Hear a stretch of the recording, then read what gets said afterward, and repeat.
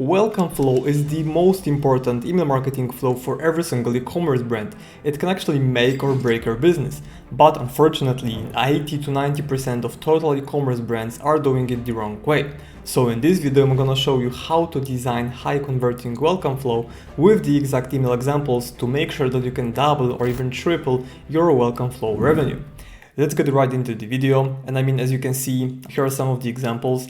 And I'm gonna explain in a second why you're seeing two different welcome flows in the first place. But as you can see, they are doing pretty well. Our revenue per recipient is very high. The first one has $7.52 revenue per recipient. The other one has $34.31 revenue per recipient, which is pretty high. Like, that's very high revenue per recipient.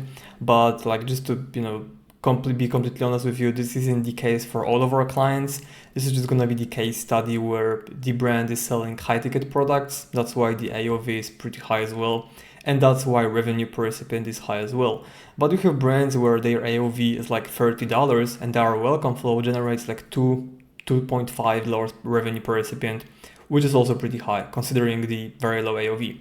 So let's get right into the content of the video, how to create high converting welcome flow. Now, the trigger itself is gonna be subscribed to list, which is pretty simple. You just select a list that is gonna be triggering, a very specific flow. And then you have filters, so you don't want any bounces. You do want to have placed order 0 times since starting this flow, because this is flow filter. So whenever someone buys from, let's say, email number 2, they're gonna be excluded from further emails, which is quite important. And then checkout started 0 times in the last 1 hour. You want to exclude anyone that subscribed to your email list through the checkout. Like, you don't want to send them welcome flow because most likely they're gonna end the shopping without needing the discount code, and if they abandon it, they're gonna get abandoned checkout flow, which is better in this case. So these are the main triggers and filters. Now I want to start that this video won't be including only emails. I want to break down how to design high converting welcome flow. And in order for me to do it, I need to explain that the first part of the welcome flow is your pop-up. Like, this is the first place that actually matters, because you can have a great welcome flow, but it still won't be performing that well if you have a poor pop-up, mainly because it comes down to having either a lot of subscribers if you go for the quantity, or having quality subscribers if you go for quality. What I mean by that is sometimes you're gonna see sign-up forms performing at 10 or 15% opt-in rate, which is great. And we also do have customers like that or clients like that are having such high conversion rate on their pop-up. But usually what it means is that the quality of the subscribers isn't that high, and the welcome flow revenue per recipient is also pretty lower based on the amount of volume of people that are coming in, right? That's why pop-up is the first most important thing. This brand is a great example, and that's why I chose it for this video and this case study, because I'm gonna show you how to use zero-party data to separate different customer avatars, customer profiles, to make sure that they're having different content for each. And I'm also gonna show you how we're separating these emails with different content, even though the design and layout is pretty much the same. The copy is way different, completely different objections and so on. So I'm gonna cover it one by one. Starting off with the pop-up, as you can see, it is quite long. A/B tested a bunch of things there, like the length of the pop-up. We try to have these two steps combined. We're not showing the discount code on the thank you page, which is on purpose. Sometimes you can do it, but once again, A/B tested, because in some cases it might perform better to have it on the thank you page. In some cases, sending an email will do better, or in some cases it won't matter, which is, in my opinion, when sending email is still better, because it can just boost your deliverability, because people are very, very incentivized to open the email. So it starts off with the simple question like, hey, would you like to get a discount? If you watched my other video where I show you how to design pop-ups, this is the step that we call micro yes. So we're asking people like, hey, just would you like a deal? Because it's very low commitment, like we are not asking them to give us any data yet. So that's why we always start with it. And once again, we also test it with this step and without this step. So I just recommend to do the same thing. So right now it's pretty simple, just asking them, hey, would you like a discount, right? Majority of the time they're gonna say yes.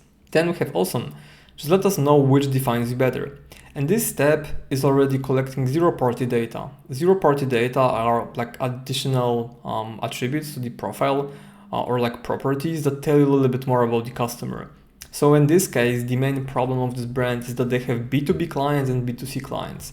That's why we're separating them by having this step, right? Maybe the submission rate is gonna be lower because someone's gonna click X, but if you look at the quality of these subscribers, it's definitely worth it. Like these people are very highly engaged subscribers, which are very likely to buy from them, and it's worth for us to even have a little bit lower conversion rate on the pop-up, because like it's true that without this step, the conversion rate, submission rate on the pop-up would be higher.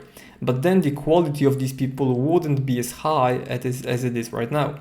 That's why you have this step, right? If you run a supplement brand, you could have like, hey, what's your most common issue? Is it digestion? Is it bloating? Is it maybe sore throat? Is it fatigue or anything else? And then based on that, you can send different emails in the welcome flow, targeting different objections, needs, and desires. If you run a pet brand, you can have like, hey, cool, just let us know what kind of pet do you have. Is it a cat? Is it a dog? Maybe birds, maybe fish, maybe something else. And then you just select different products to promote them. You show them different reviews based on their customer profile. And by this this customer profile is called zero-party data, right? And then the rest of the pop-up is pretty much the same. So you just send like, okay, awesome, give us your email. Would you like to get new arrivals? We're not giving or like bumping the discount for the SMS because this brand didn't want to, but you can do it if you want to, and your margins allow you to do so. And then that's it. We know they're not landing in spam, but it's always good to have like, hey, you can have your code in promotions or spam, so that people actually actively seek it. And then if it's in the spam, for example, they're gonna find it and open and click, which is gonna help with the deliverability as well. So this is the first and one of the most important elements of the high converting welcome flow. I know it's like counterintuitive because it's not the welcome flow itself, but if you do it correctly, if you execute the pop-up correctly, then your welcome flow or designing it will be way easier and it's gonna get you way better results. Okay, so this is it for the pop-up. Then for the structure itself, I'm gonna quickly go through the structure and then walk you through the exact examples of the emails. Email number 1 is just giving an incentive. You don't want it to be too long. You just give them like, okay, here's your 5% off. That's it. Shop now. Maybe a few sentences to introduce the brand, but don't make it too long in terms of copy. Then for the time delay, I know a lot of brands and a lot of marketers as well recommend doing 1 day. I recommend testing 12 hours to 1 day, mainly because if someone joins the welcome flow, their buying intent is very high. So you don't want to send them, email number 2 after 5 days, because they're gonna either forget about you, they won't be no longer interested in the product, or they'll buy from someone else. So my purpose and my idea behind the welcome flow is to send a few key emails. Like in this case, we're sending 6, and every single one is day by day, pretty much, right? Which makes sense because it's, again, pretty quick, pretty fast. We want them to convert them right away, be on the top of their month, and still keep them informed about the brand. But for email number 2, you can A/B test it because it's cool. I mean, if someone signed in 8 p.m., they're gonna get this email 8 a.m. They will be active, they won't be asleep anymore, but they'll be like quicker in the process of buying, okay? That's why, once again, split test, 12 hours versus 24. Email number 2, about us versus, or sorry, not versus, but about us or email from the founder. I treat these as the same, but you can choose whichever works better for you and your brand. I recommend using plain text format for this email. Then once again, you wait 1 day, you show them your USP. So what's better in your brand versus other brands, us versus them. Pretty common theme of the email, pretty common angle, but it just works so well. And remind them about the incentive. Then once again, you wait 1 day, you show some social proof and remind about the incentive in email number 4.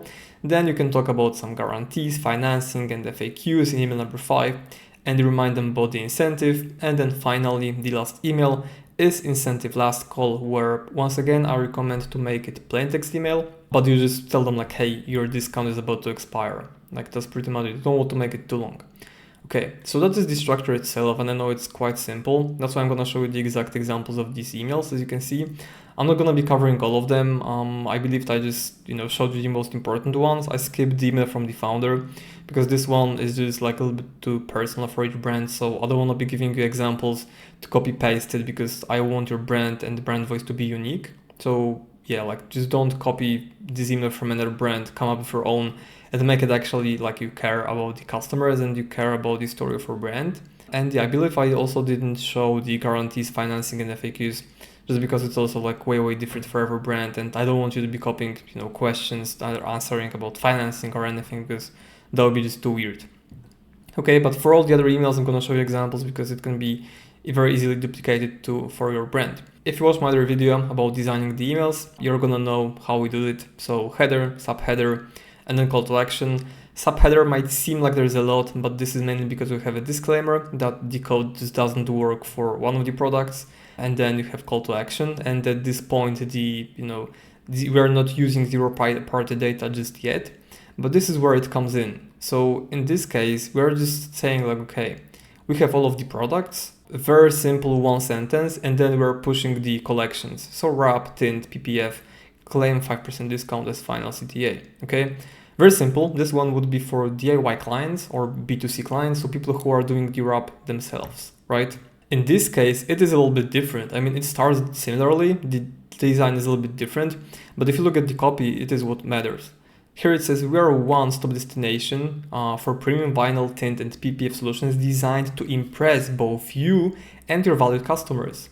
I mean, you can clearly see that this part, it's completely different, and you may seem that, okay, it doesn't really matter that much, it's just one sentence, but it does matter because in this case, you're just saying like, hey, whenever you need anything, we've got you covered, like show 5% off. And in this case, we're already telling the business owners, other detailing studios, like, hey, we have everything you need to make sure that you and your customers are happy. And then this brand is mainly selling wrap, but now they know like, okay, if I need, they already have tints, they have PPF, so I can cross-sell my customers and make more money. And as a result, this brand, which is selling all of that, is also gonna make more money just because they're selling more products, right? And another few sentences like, rest assured you're choosing premium brand, so that your customers will be, having smiles on their faces. Very simple, but trust me, it's making huge difference. Especially if you look at the revenue per recipient, professional installers are having way higher revenue per recipient, which is mainly because they're buying more, right? They're not buying just one roll of wrap, they're buying more, but they're also buying other products as a cross-sell because they know like, okay, if this client won't need PPF or tint, we have hundreds of other clients that probably some of them will do. So we can already give it a try, order it, and then see how it works, if the quality is good, and so on and so on. That's why I said that the pop-up is so important, because without this step, we wouldn't be even able to execute on it. That's why zero-party data is so crucial right now and why it works so well. Right, another example, second email. So why you should choose this brand. This is the, I believe this one is for DIY customers, right? So simple question, which one should you choose, like us versus them? Very common theme of the email, and design also looks very similar, to be honest, but different headers just to make design still a bit different, and then the body of the email is what matters. Like here we are just having differences. So if you want to choose cheap brand or premium one, there are downsides of this. So cheap brands are hard to install, low quality, but premium brands are very expensive, tougher competition. And then, this is for detailing studios. So my bad, this is for detailing studios, not for DIY clients. And then we tell them why we are better. So high quality, but decent prices. So your business can have high margins. You're gonna have more customers because the competition is gonna be nowhere close to you when you look at the quality to price ratio. And you're just gonna be super satisfied, just like your clients. And then we don't say buy now, we say partner with us today because your success is our success. Which is true, because if they like our products and their customers like our customers' products, hope it's not too complicated, they'll keep coming by from us because we are gonna become their supplier, right? I know this is not common for so many commerce brands, but once again, this is just an example of how we use zero-party data to produce high converting welcome flow emails for this brand, right? We talk about partnering, we show them differences between other suppliers and us.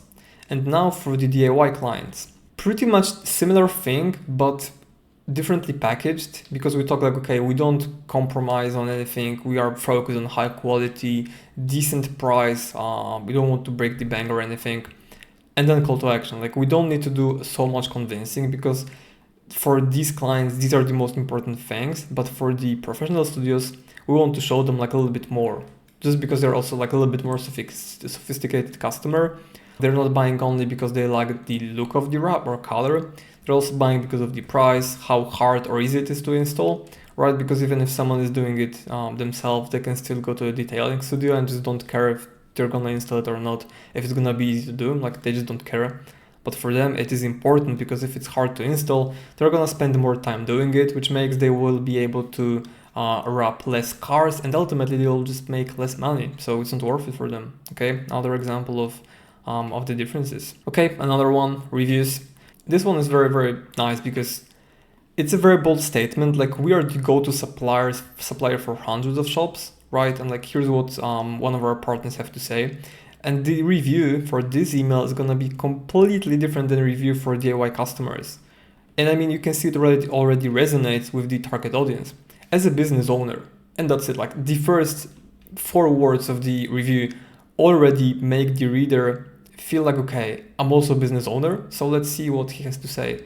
They already resonate with him just because they're also running business, which is essentially the same business, detailing studio, and that's why it works so well, right? And then just one review, one photo, call to action. No need to make it too long. Like, even if you have hundreds of reviews, nobody's gonna read them. Just show them one which is credible, which also covers some objections. And I mean, if you look at this one, it's great because we have wrapped many customers' cars in Cheetah Wrap, which means that, you know, their customers like it, and our personal projects, which is giving even more social proof, because if you're using this product for your customers and for yourself, it has to be a good product. Like, otherwise you just wouldn't use it. And then the same thing, great price, amazing product, you know, just covers a bunch of objections with one review. And it is long, I'm not gonna lie, it is a little bit long, but nothing wrong with that. We're not showing them 10 different reviews.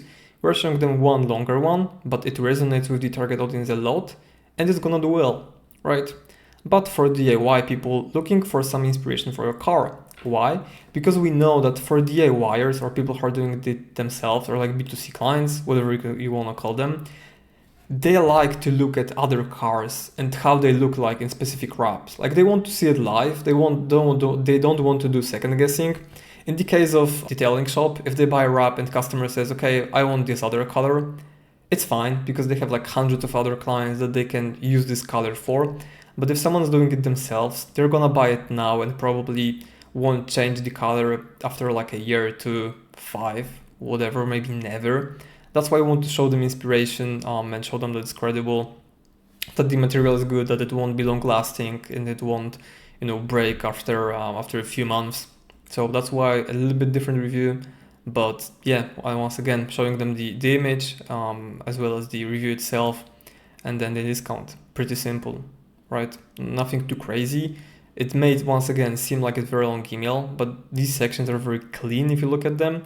Each one is very easy to read and digest. There's not that much copy. It is an engaging email. It has the inspiration image, which is fine.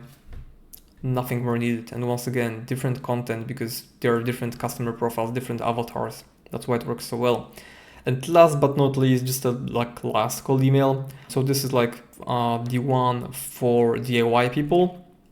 If they're looking for anything, we still have your discount. Make sure you use it for the checkout, and a very nice call to action or like ending of the email. Ready for transformation, shop now, that's it. And then for professional installers, once again, for these last call emails, you don't do them long. Like, this length is 100% enough, like more than enough. You want to make it short and snappy and to the point. Like, you've already sent them 5 other emails that talk about your brand. Make this one short and to the point, okay? Same thing again, we're talking about partnering with us. We talk about warehouses strategically located so people can receive the product fast. Let's say you're running a business and your customer wants this specific color of the wrap and they want it now. Like, of course, nobody wants to wait. They want this color tomorrow. If you're gonna have 2 weeks shipping, of course, I'm not gonna buy from you. I'm gonna look somewhere faster. But if we say like, okay, we have 2 days shipping, then that's pretty fast. Like, worst case, you tell your client, okay, you need to wait 1 more day. And they're like, okay, I can wait 1 more day. But if it was 14 days or 10 days, nobody would wait. They would go to other business or find some other supplier.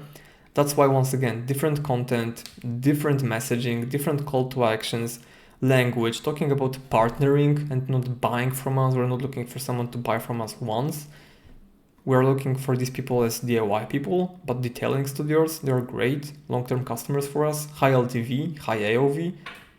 It's just great. That's why you need to have this. And I mean, it is quite, I don't want to say an anomaly, but in most cases, there won't be a split between B2C and B2B customers if you're an e-commerce brand.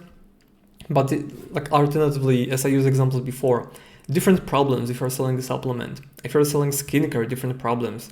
Maybe if you have a baby or like you're in a baby niche, you have people have kids in different ages, like less than 1 year, 1 to 3 years, 3 to 5, and so on and so on.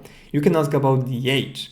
If you have supplements for different genders, like male, female, you can ask them like, hey, what you're looking for? Are you looking for female supplements, for male supplements?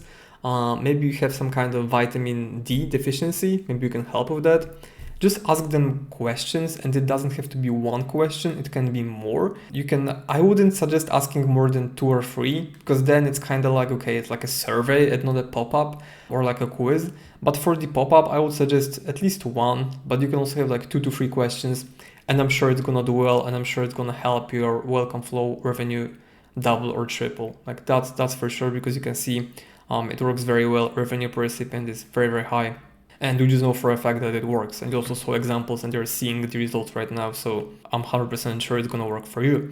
But if you don't want to go through all the hassle of like implementing it yourself and designing all the emails and coming up with questions and so on, there is a link in the video description down below. You can click it, just book a call with me. We're gonna have a quick chat. I won't be pitching you our service unless you want me to, of course, but nothing needed, nothing's gonna be forced. Just book a call, we're gonna have a quick chat, and that's it. But in other case, if you're not there yet, if you would like to see, for example, how we design emails or how we plan campaign calendars, you can watch my other video where I show you step by step how we do both of these things. There are going to be 2 different videos, but make sure you check them out, because that's pretty much everything you need for very, very high revenue producing email campaign strategy. Thank you for watching. See you in the next one. Bye.